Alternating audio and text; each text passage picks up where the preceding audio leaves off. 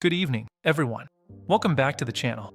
It is Thursday, December 18th, 2025, and if you're looking at your portfolio today, you might want to take a deep breath before you log in. We are witnessing what feels like a pivotal moment in this market cycle. The AI Supercycle that has carried us for the last 2 years is facing its harshest test yet. The major indices have just logged their fourth consecutive day of losses, and the selling pressure is intensifying, driven by fears that the return on investment for artificial intelligence just isn't materializing fast enough. But it's not just tech. We have a massive geopolitical development unfolding in South America with President Trump ordering a naval blockade of Venezuela, sending shockwaves through the energy markets. And in the crypto world, Bitcoin is fighting for its life to hold the $86,000 level after a brutal rejection at $90,000.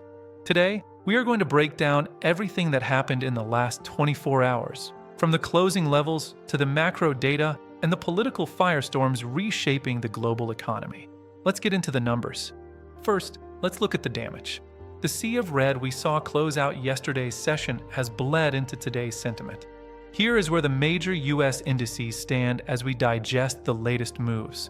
The S&P 500 has broken below critical support levels, closing the previous session down 1.2% to sit at 6,721.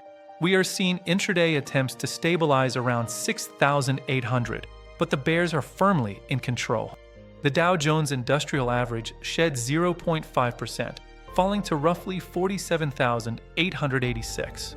While the blue chips are holding up slightly better than tech, they are not immune to the economic slowdown fears. The Nasdaq Composite took the hardest hit, sliding 1.9%. This is the epicenter of the pain, folks. The tech-heavy index is being dragged down by the very companies that let it up. The Russell 2000, our gauge for small caps, is also under immense pressure as fears of a slowing labor market weigh on domestic businesses. Over in Europe, the picture wasn't much better. The FTSE 100 in London spent the day treading water, trading flat as investors braced for the Bank of England's rate decision. The global contagion from the US tech sell-off is real. The biggest story of the day, and frankly, the week, is the rapid unwinding of the AI trade. For months, we've heard analysts warn about an AI bubble.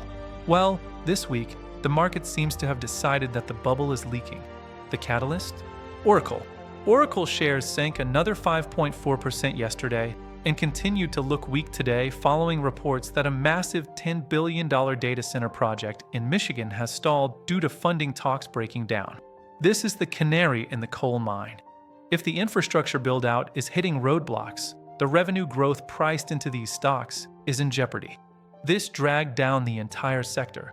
Nvidia, the king of the market, fell 3.8%. Broadcom dropped 4.5%. Vistra Corp, a favorite utility play for powering these data centers, plummeted nearly 8% in the regular session yesterday, though we did see a small 2% rebound in after-hours trading today. The narrative has shifted from "buy the growth at any price" to "show me the returns right now." And right now, Wall Street isn't liking the answer. It's not just tech jitters. The macroeconomic backdrop is getting ugly. Last week, the Federal Reserve cut interest rates for the third time this year. Usually, markets cheer rate cuts. But this time, they're cutting because the economy is slowing, not because inflation is conquered. The latest jobs data released recently showed the unemployment rate unexpectedly rising to 4.6%. That is the highest level we've seen since July 2021, while the economy added 64,000 jobs, beating the low expectation of 45,000. The trend is clear. The labor market is cooling faster than the Fed anticipated. This has created a bad news is bad news environment. Investors are no longer celebrating lower rates. They are worrying about a potential recession in 2026. The 10-year Treasury yield is hovering around 4.17%, showing that the bond market is also confused about the direction of growth. Now, let's pivot to the major geopolitical shock of the last 24 hours. President Donald Trump, now fully active in his second term, has significantly escalated tensions in South America. In a post on Truth Social, President Trump ordered a total and complete blockade of all sanctioned oil tankers entering or leaving Venezuela. He stated, quote, Venezuela is completely surrounded by the largest armada ever assembled in the history of South America. It will only get bigger until they return all the oil, land, and other assets they previously stole from us. This is a massive escalation. We are talking about the U.S. Navy actively intercepting vessels in the Caribbean. The impact on the oil market was immediate. WTI crude, which had slipped below $55 a barrel earlier in the week, a multi-year low, rebounded sharply, surging over 2.5% to trade back around $56.65.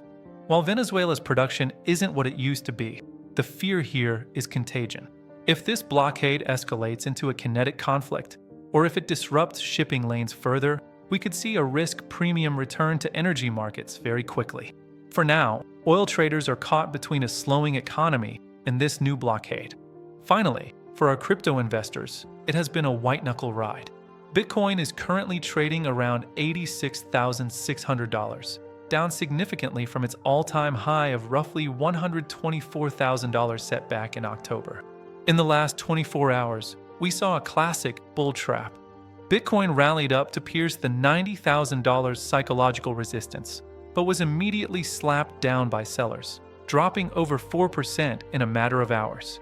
This volatility wiped out over $120 million in leverage positions. The technicals are looking precarious. Analysts are warning that if Bitcoin loses the $85,000 support level, we could see a flush down to the mid-$70Ks. However, there is a silver lining. On-chain data shows that institutional investors and public companies are not panic selling. They are continuing to accumulate even as price drops. We are seeing a divergence between weak-handed retail selling and strong-handed institutional buying. But be warned, historically, when the S&P 500 enters a correction, Bitcoin tends to act as a high-beta risk asset. If the stock market bleeding continues tomorrow, crypto will likely feel the pain. So where does this leave us?